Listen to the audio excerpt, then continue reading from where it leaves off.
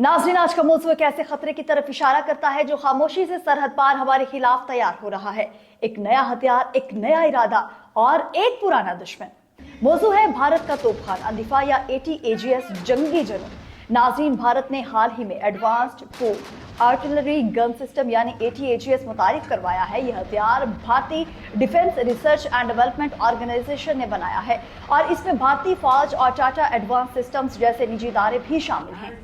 ये तोप 155 bye 52 millimetre की गोलाबारी भी करता है और दूर तक मार करने की सलाहियत रखता है। यानी ऐसी तोप जो लाइन ऑफ कंट्रोल के उस पार बैठकर ना सिर्फ पाकिस्तानी चौकियों बल्कि शहरी इलाके को भी निशाना बना सकती है। नाज़रीन, अब अगर हम थोड़ा पीछे देखें तो भारत ने भी हाल ही में mounted gun system MGS drone integration exercise, नए लड़ाका तैयारों की खरीदारी और इलेक्ट्रॉनिक वॉरफेयर की अपग्रेडेशन का भी ऐलान किया है। यानी एक मुकम्मल जंगी पैकेज तैयार हो रहा है।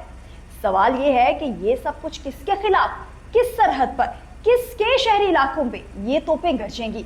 नाज़रीन, इस सवाल का जवाब ढका छुपा नहीं, ये सब कुछ पाकिस्तान के खिलाफ तैयार किया जा रहा है।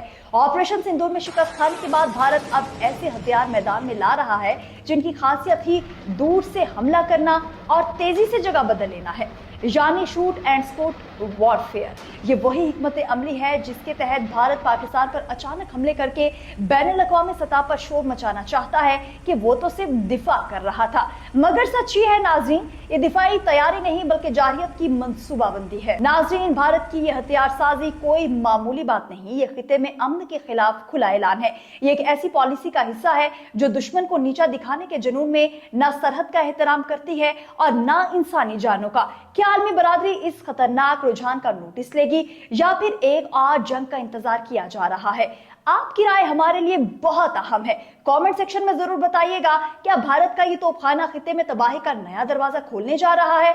वीडियो को लाइक कीजिए, चैनल को सब्सक्राइब कीजिए और बेल आइकन दबाइए ताकि विजन पॉइंट की हर नई अपडेट आप तक पहुंचती रहे। मैं हूं आपकी मेजबान आकाशा यासीन। खुदा हाफिज। पाकिस्तान जिंदाबाद।